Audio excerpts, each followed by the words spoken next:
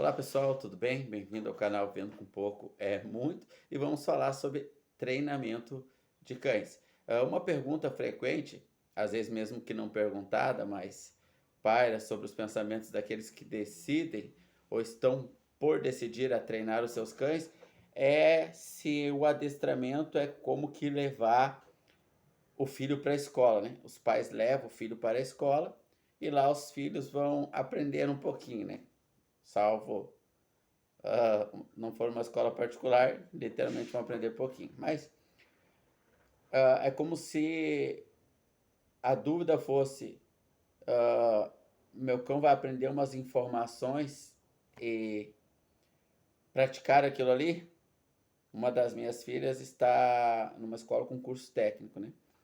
A mais velha faz faculdade de engenharia de material e será uma engenheira no futuro. E a mais nova está no ensino fundamental. Então a pergunta é essa, a dúvida é essa, né? Meu cão ele vai para uma escola ou vai vir um professor particular dar aula a domicílio? Quando o regime de treinamento é por via internato, o cão fica internado numa escola de adestramento, né? Ou quando é via a domicílio. Então fica essa pergunta. Bom, pessoal, sim e não. O que acontece é que quando o, o tutor ou proprietário dos cães decide adestrá-lo, é porque já houve muitos erros de comunicação entre os donos e os cães, e estes, por sua vez, estão apresentando muitos problemas ao proprietário, como, por exemplo, cavocar no pátio, fugir no portão, não poder passear porque puxa muito a guia, pular no proprietário, nos familiares da casa, né? Pular nas visitas. Isso gera um desconforto muito grande. Ficar latindo excessivamente quando saem todo mundo para a escola e para o trabalho. Há uma reclamação, às vezes, de vizinho, síndico. Bom, e nessa situação, decide-se procurar por um adestrador de cães, um treinador de cães, né? E o que acontece? Muitos adestradores, eles são profissionais técnicos, ou seja, eles aprenderam a tirar o hábito de pular e substituí-lo por um hábito de sentar. Então, quando o dono chega em casa, ao invés do cão, na sua euforia, pular, ele vai sentar. Isso diminui aquele desconforto de sujar a roupa, principalmente se está saindo, o cão pula do pátio com a roupa molhada da grama ou suja de terra, né? Já ajudou bastante, já não tem mais aquele desconforto de estar pulando no dono, em qualquer membro da família, né? Qualquer membro humano. Bom, só que como os adestradores de modo geral são técnicos, uh, logo há um problema. E qual é o problema? Houve uma janela de comunicação perdida. Então, o cão ele vai continuar com essa falta em sua mente, lá no seu sistema límbico, em outras regiões do cérebro, essa falta vai continuar. E o que acontece com isso? Por exemplo, o cão ele pulava muito nas visitas e pulava muito no proprietário. E parou de pular, resolveu esse problema. Mas quando vai sair, ele pula nas pessoas. Ele só tem esse comportamento em casa, mas na rua ele continua pulando e o dono pede, senta, senta, senta, repete, repete, repete, e o cão não faz. E isso começa a gerar até um problema maior. Qual? O cão começa, depois de 3, 4 meses, um ano, a pular em casa de novo. Porque o cão entendeu que o proprietário não tem o controle dele na rua. Então ele começa a testar o proprietário em casa. Espera aí, daqui a pouco eu posso fazer isso aqui também. E o proprietário vai reforçar o comando que o cão tem e vai pedir o senta, ele vai demorar um pouco, o proprietário vai repetir, ele vai acabar sentando. O cão viu que precisou de repetição, daqui a pouco ele vai insistir na repetição, não vai sentar.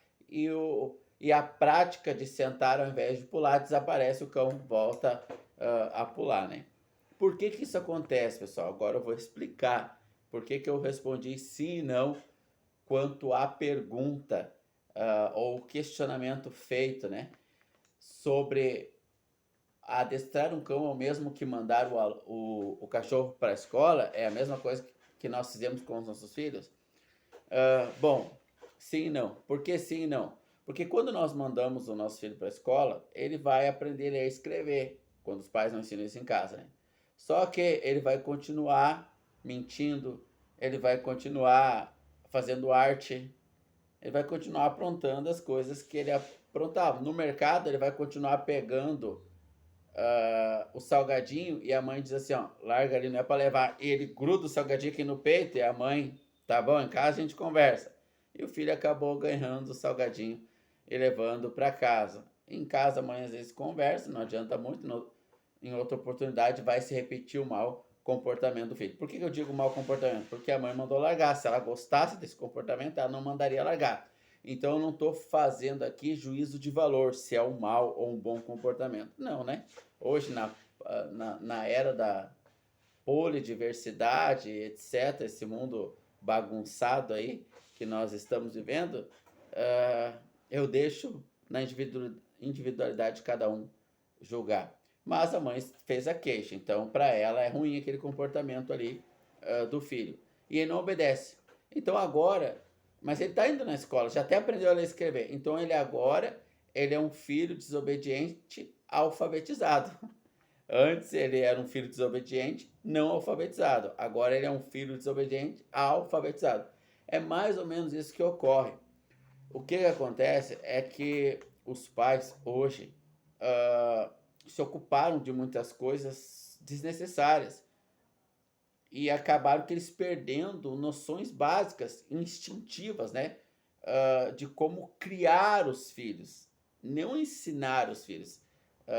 Ensinar, a escola vai ensinar, e até o que não deve, né? Mas educar, preparar, qualificar os filhos para a sociedade. E isso é papel dos pais, não da escola. A escola ela deveria ser neutra nesse aspecto e técnica, né? Ensinar a ler, escrever, ensinar matemática, para o aluno poder pegar um ônibus, né? Então, ele é um filho educado para a sociedade pelos pais e agora ele sabe ler. A cidade que eu moro, Parobé, Sapiranga, ele quer ir para Sapiranga, ele sabe ler. Parobé, Sapiranga, tá escrito no itinerário do ônibus. Então ele ataca o ônibus, né? Faz o sinal de paro, o ônibus para, ele embarca. Então, graças à escola, ele está sabendo ler e ele aprendeu matemática, ele dá o dinheiro para o cobrador, ele sabe contar o troco, se está certo ou não. Esse é o papel da escola. Mas se os pais não souberam educar, ele vai sentar no assento de um idoso, aí o idoso vai chegar ali, vai ter que ficar em pé porque ele está sentado ali. Então você consegue perceber a diferença entre educar para a sociedade, que é um papel exclusivo dos pais, cujo qual hoje a maioria não sabe fazer, e treinar, ensinar tecnicamente os filhos. São coisas diferentes, né? Eu estou usando esses termos, não que sejam os termos corretos, mas só para ficar num português, assim, digamos, popular, onde todos possam entender, tanto pessoas mais eloquentes como pessoas mais simples, né? Então todos que vão ouvir o vídeo vão entender. Então o adestramento é a mesma coisa. O adestrador, ele é técnico, ele não pode, entre aspas, inferir na educação, às vezes tanto que o proprietário às vezes reclama com o adestrador, não, é meu filho, não gosto que xingue, isso e aquilo, né? Então ele é técnico. Quem educa é os pais para a sociedade, né? Ou, no caso dos cães, os donos. E aí caberia aos donos trabalhar a janela social dos 21 aos 90 dias do filhote, se tornando ali os pais caninos dos cães. Eu não gosto da terminologia pai, porque nós não somos pais de cachorro, nós somos pais de crianças, mas para o cão, num certo sentido, a gente acaba, como o filhote ele sai muito cedo da mãe, em média aí aproximada de 45 dias, a gente adota um filhote ou compra, né? Logo, a gente é uma continuação da mãe. A gente é uma continuação. Porque a janela social do filhote, ela vai ali dos 21 aos 90 dias, né? Aonde ele vai socializar, aonde ele é curioso e vai fazer a sua socialização. A partir dos 90 dias, ele começa a deixar de ser curioso para ser territorialista. Começa a amadurecer no cérebro dele hormônios ali que vão lá para o sistema límbico do cão, que a gente chama de impulsos ali, né, numa região chamada luta e fuga, de defesa, de agressividade, de caça, né? Então ele começa a perder a curiosidade para ser territorialista e definir o papel dele no território, na matilha que ele está inserido ali, seja só de humanos ou seja de humano com outros cães. Só que os proprietários, ao adquirir um cão, não sabem nada disso. Eles não sabem sobre janela social, sobre sistema límbico, sobre os impulsos ou drives do cão, né? E cabe também o adestrador ter esse conhecimento, porque muitos adestradores se formam apenas no conteúdo técnico do adestramento. Por isso que nós vemos muitos vídeos onde os adestradores têm ótimos cães para apresentar, mas pouco material dos cães dos seus clientes com os proprietários, né? Os cães obedecem muito bem o adestrador, mas obedecem muito pouco o proprietário. Você vê aí na minha página do Facebook, que eu vou deixar aí no link, né? Ou no próprio canal, vai na playlist clientes, né? Você vai ver a enxurrada aí de cães obedecendo seus proprietários. Mas foram proprietários que me colocaram como participante ali na escolha do filhote, né? Que antes de comprar fizeram o planejamento. É como aquele casal que antes de ter o filho ele planeja. Ele vai lá, compra a cama, ele vê se estão empregados, se tem estrutura para receber essa criança, se não há briga, discussões dentro de casa, né? Se eles têm tempo para a criança, porque se eles vão só trabalhar, eles vão dar coisas para as crianças e não tempo para as crianças. E as crianças não precisam de coisa, elas precisam de tempo para que nós educamos ela, para que elas saibam que elas não podem sentar no assento de um idoso, que elas precisam ficar em pé quando elas forem adolescentes, ali, começar a pegar o ônibus sozinho, que a escola vai ensinar a ler, a escrever, a matemática para contar o troco, se conferir o troco se está certo, a geografia, ciências para entrar no mercado de trabalho, tudo isso são exercícios no cérebro que o ensino fundamental e médio coloca para adaptar a um curso técnico, a uma faculdade, né? Então é muito importante nós diferenciarmos que o adestrador, de um certo modo, ele é técnico e vai ensinar comandos. Isso vai ajudar muito, mas é necessário que o proprietário saiba educar o seu cachorro para a sociedade, né? E muitas das vezes ele não tem noção nenhuma. Quem vende filhotes deveria ensinar, né? E vender não é errado. Então, se alguma ONG quiser comentar aí que pode, mas não é. Eu tenho outros vídeos explicando. A criação de uma raça específica ela é muito importante, porque a raça vai manter padrões de comportamento que ajuda a evitar ataques de cães a crianças da casa, a outros animais, né? Esses padrões são essenciais. Ajuda no trabalho, para nós treinarmos um cão de faro, como eu trabalhei muito tempo no presídio, né? Trabalhei muito tempo na localização de pessoas desaparecidas, inclusive encontrando pessoas desaparecidas, infelizmente já em óbito, né? Mas a gente conseguiu localizar o corpo, fazer parte dessa localização com os cães que eu conduzia neste trabalho. Mas a gente só consegue treinar os cães para esse fim com características específicas. Nós não conseguimos tirar de um vira-lata este treinamento, né?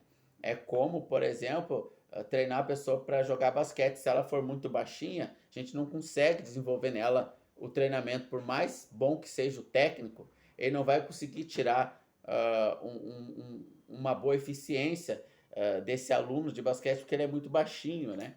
Treinar uma pessoa para o exército, treinamento de alta performance, se ele for muito fraco, geneticamente pequeno, fraco, vai ser difícil, ele precisa ter uma altura mínima, né? O exército ele exige uma altura mínima, por exemplo, né?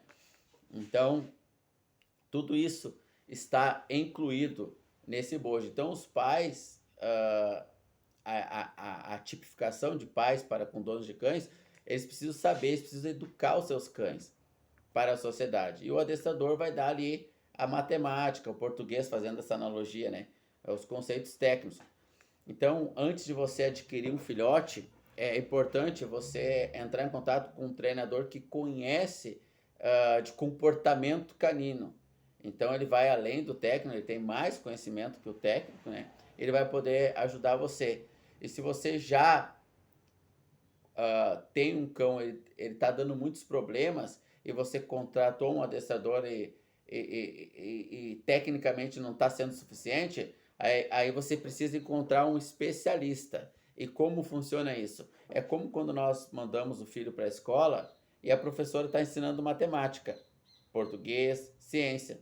Todas as crianças estão aprendendo português, matemática, ciência, mas tem uma que não aprende, porque ela é muito agitada, ela não para quieta, ela responde, ela sai da sala e volta toda hora, então ela não consegue aprender. Aí o professor chama o pai, explica a situação, não é problema do professor, ele é professor de matemática, ele não é professor de comportamento, né? Para entender o porquê a criança está daquele jeito. Então a escola chama ali um profissional da área, né? E às vezes vai vir ali um psicólogo falar com aquela criança, vai fazer vários testes ali e vai ver que ela tem um problema cognitivo. E vai encaminhar essa criança para um psiquiatra, vai fazer exames e testes e vai chegar à conclusão que ela tem TDAH, né? Mas quem chegou nesse diagnóstico não foi profissionais técnicos ou formados ali, no caso da escola, como um professor de inglês, português, matemática, etc. Foi um especialista em comportamento. E às vezes um adestrador, se ele não for especialista em comportamento, ele não vai poder ajudar você. Então não é tão simples assim resumir a pergunta em adestrar meu cão é igual mandar o meu filho para a escola? Não é igual, mas pode haver uma comparação como eu fiz, né? Uma analogia ali, uma comparação das duas situações. Então, se o seu cão ele vem de uma genética boa, você tem uma noção de comportamento canino, você tem um pulso firme, que é um canídeo, é um predador, precisa de pulso firme. Se você é passivo, é difícil, então você precisa ser ativo, né? Não agressivo, mas ativo ou assertivo seria a palavra mais certa. Então, só mandar para a escola já é suficiente, já tá bom. Só mandar para a escola ou contratar o professor, adestrador até a sua casa. Agora, se você é passivo, se o cão ele tem várias alterações, vários problemas genéticos de comportamento, aí você precisa de um profissional qualificado em outra área, que é a área do comportamento canino, de entender a configuração do cão para tentar ajustar o remédio, vamos dizer assim, para o cão aprender e te obedecer adequadamente. Então Deus abençoe, obrigado por ficar até o final. Se inscreva no canal se esse vídeo te foi útil. Toque no sininho, faça um comentário sobre o que você achou desse vídeo, que isso vai nos ajudar.